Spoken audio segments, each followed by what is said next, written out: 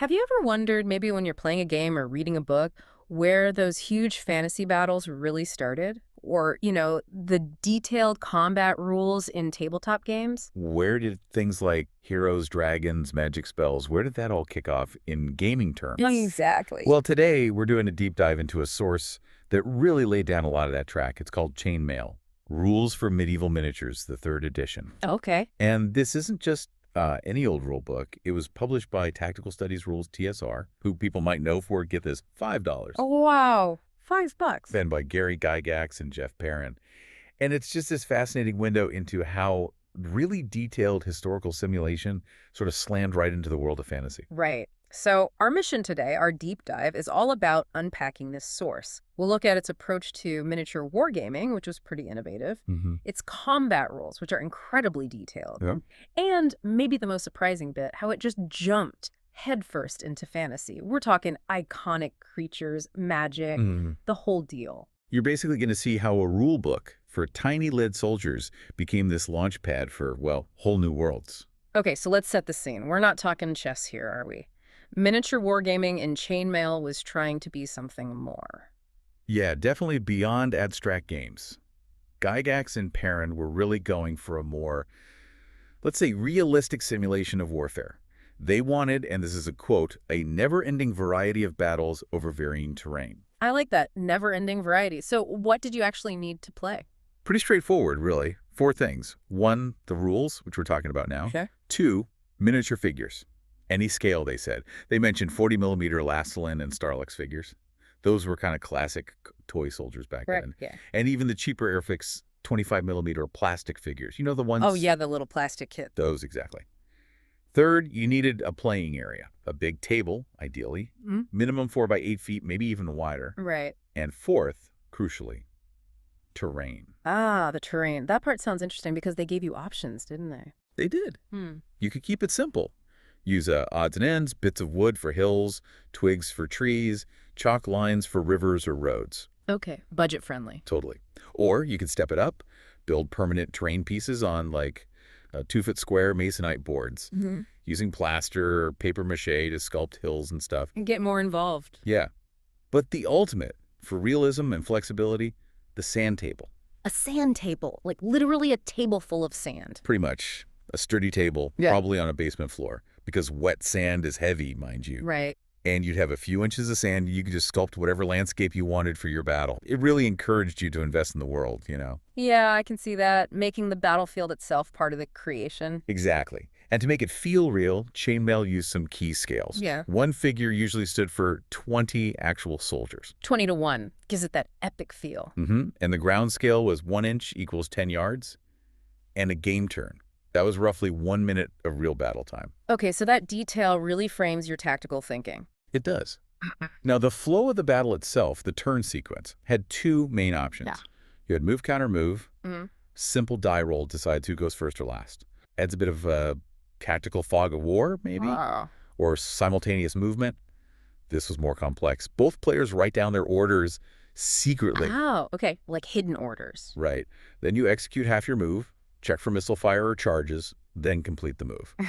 And importantly, morale checks happened within these sequences too.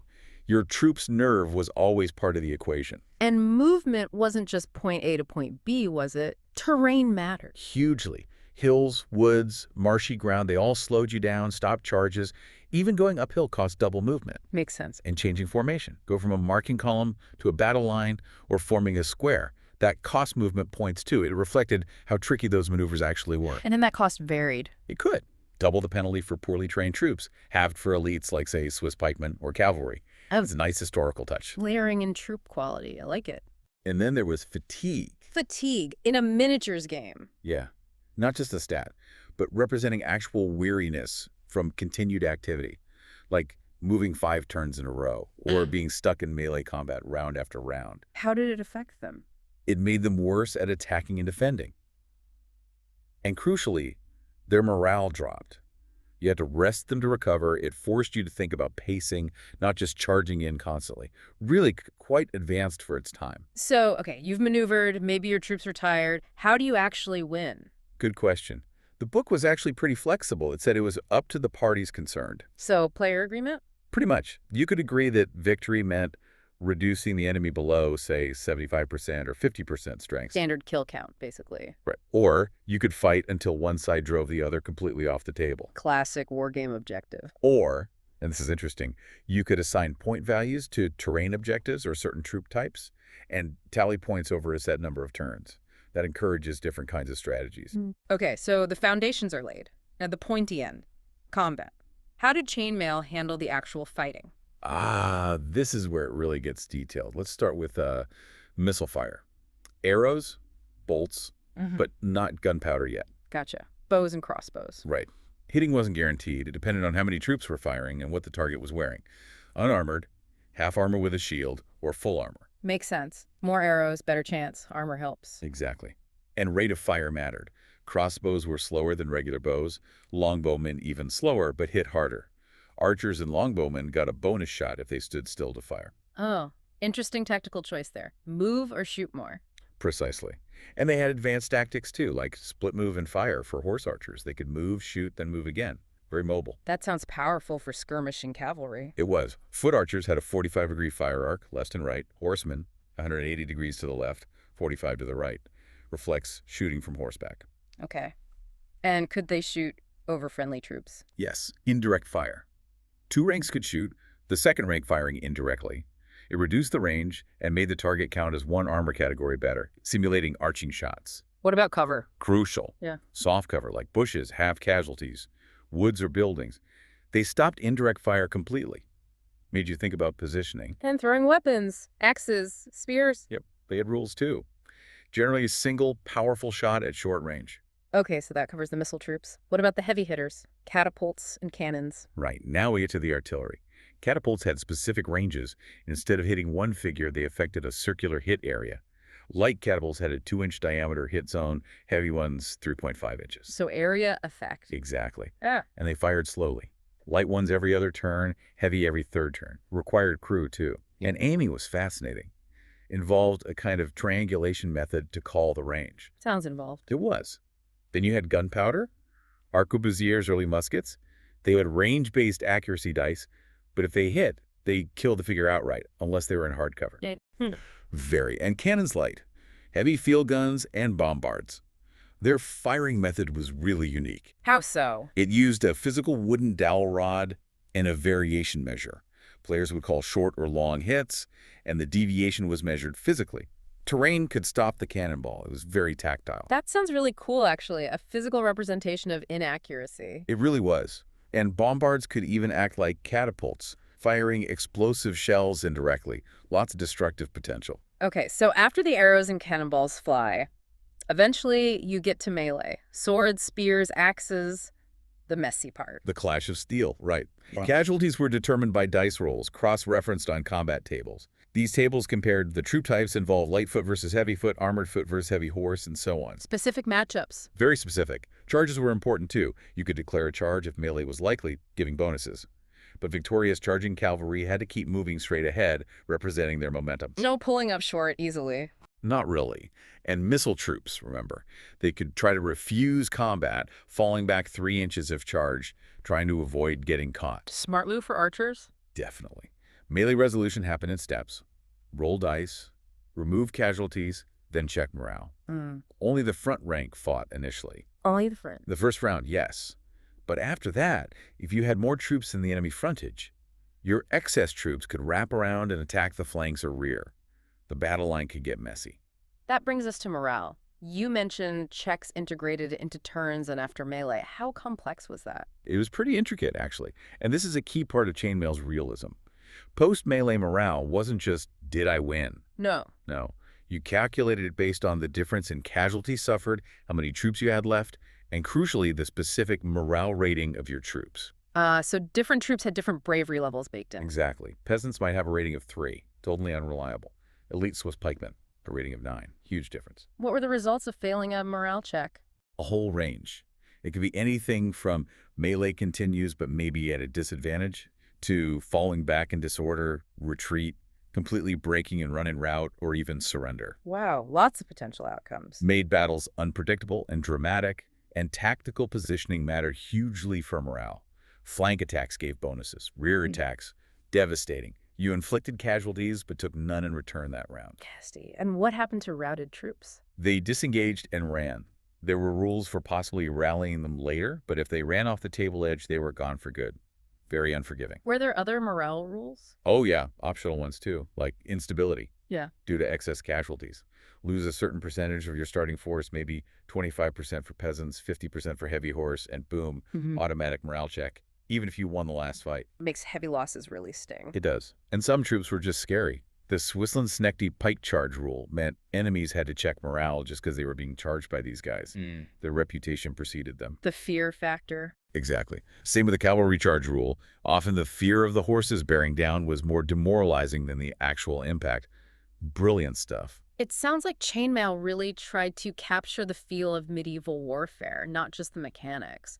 Did it go further into historical details? It did, especially with optional rules. For instance, it noted the historical preference against mixing troop types in the same unit until later eras. If your units got jumbled up, they'd suffer penalties. Encouraging historical formation. Right, and specific troop types had personalities. Knights were described as brave, maybe too brave, often charging without orders. Huh. Ill-disciplined glory hounds. Kind of. And they had preferred targets. Other knights first, then other cavalry, only stooping to fight infantry if necessary. What about less glamorous troops? Levies. Yeah, local militia types, I don't know. poorly trained, unreliable, and less well-supported. Think Flemish pikemen could be good in the right situation. And mercenaries. Always a tricky element in history. Oh, Chainmail nailed this. You had to roll a die each turn for your mercenary units To see if they'd obey orders. Just stand there doing nothing. Maybe even march off the battlefield entirely. Or potentially get bribed by the enemy and switch sides. No way. That's fantastic. Adds so much uncertainty. It really does. Peasants, too, were unwilling warriors. Needed dice rolls just to move forward or attack or even stand and defend. Failure often meant routing immediately. So a lot of variation in troop quality and reliability. Definitely. Then you had things like the religious orders of knighthood, Knights Templar, Hospitallers who had a special rule.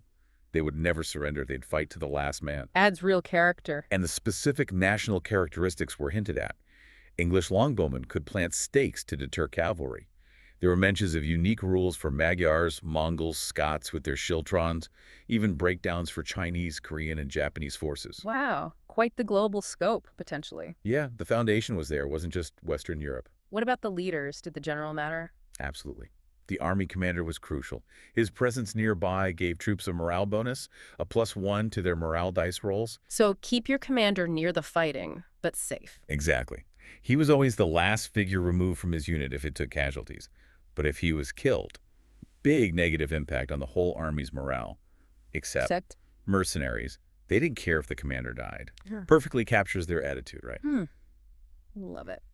Any other quirky historical bits? Well, there was baggage. The rules acknowledged that loot was a big motivator.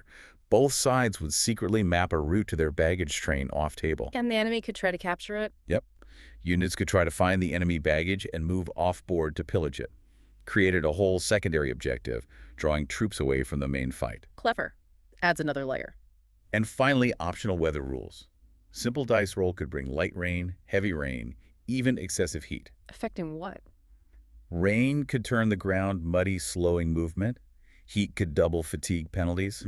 Just another way to make each battle unique. Okay, this is incredibly detailed for field battles. But what about storming castles? Did Chainmail handle sieges? It did, though the rules admitted sieges are difficult to handle. But yeah, they provided a pretty comprehensive system. How did it work? Structures like walls, gatehouses, towers had defense values. Siege weapons, bombards, catapults had attack values. You compared them to see how much damage was done. Battering down the walls. Right. You also had specific siege equipment, covered rams that infantry could push forward to bash gates or walls, siege towers that troops could climb and assault the walls from, mantlets for cover. And the defenders weren't helpless, presumably. Not at all. They could push ladders off walls, needed a successful die roll. They could pour boiling oil, which created a burning puddle that lasted several turns and could set wooden structures alight. Ouch. Classic medieval defense. Or just drop rocks on climbers or equipment below. Simple, but effective. This sounds intense. Any rules for undermining the walls? Sapping. Yes. And this was really cool. Mines and countermining were handled off-table, on paper, you heard by neutral judge. Secret digging operations. Exactly. Sappers tried to dig under the wall. Defenders could try to dig countermines to intercept them.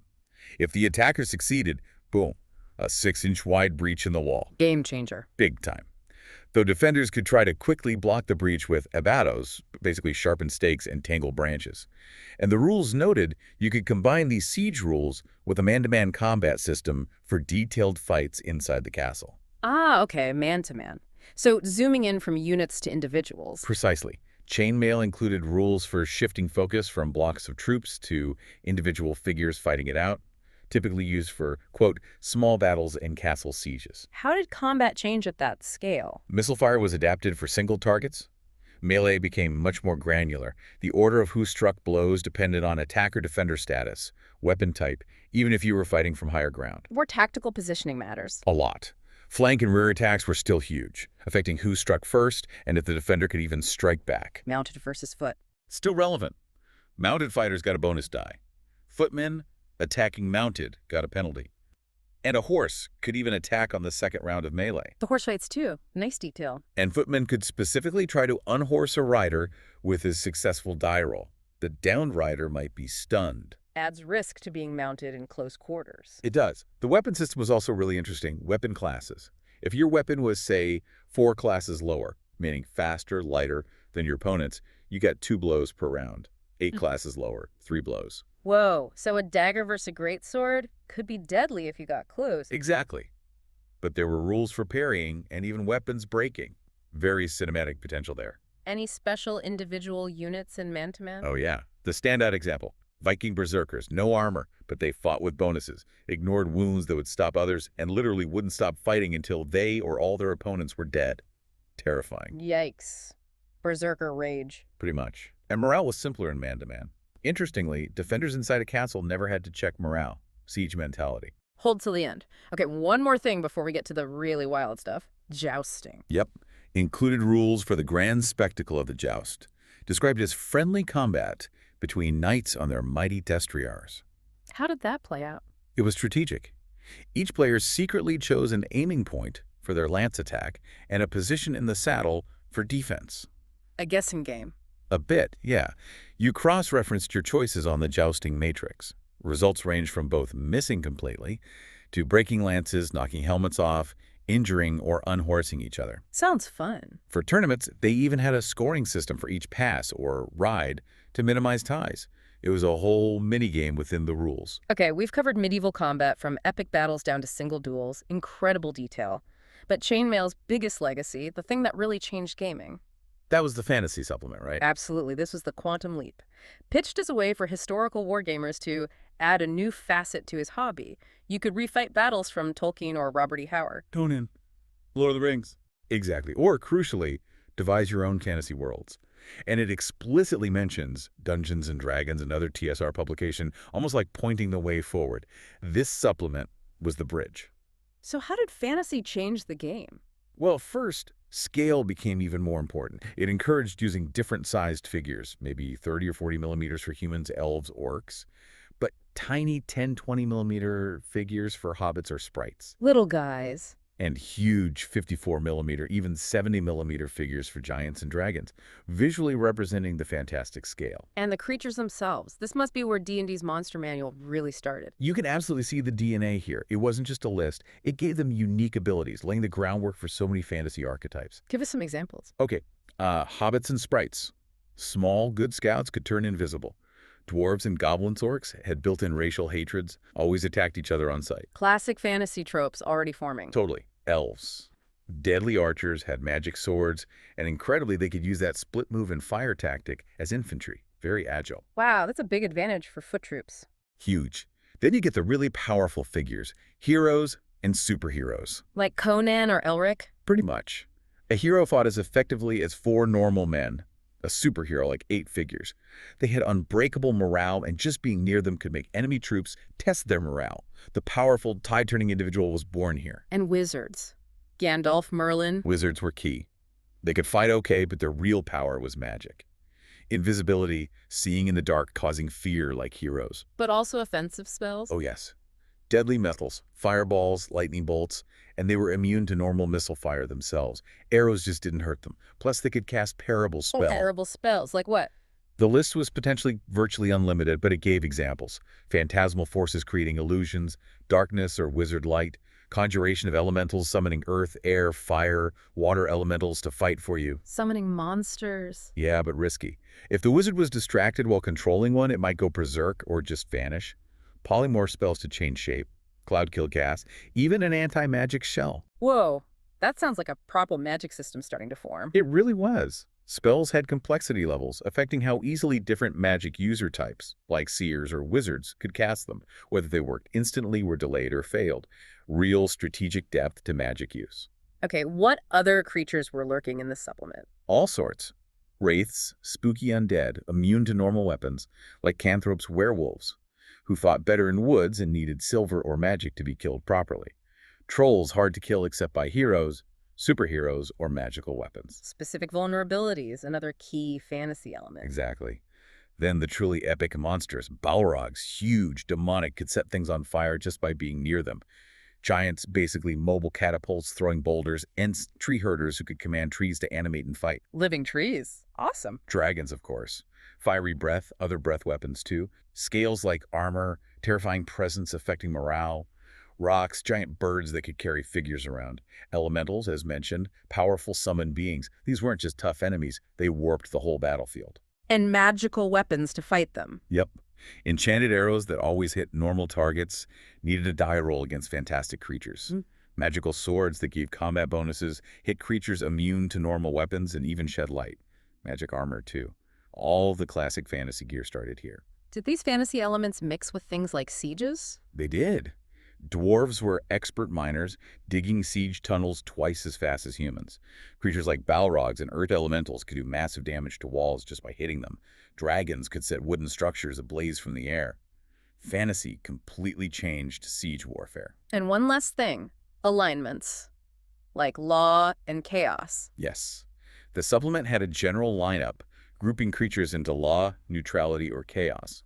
It suggested neutral creatures, like maybe giants or rocks, could be diced for at the start of a battle to see whose side they join, adding another layer of unpredictability. Wow. Okay, so wrapping this all up, when you look back at Chainmail, what's the big picture for someone listening?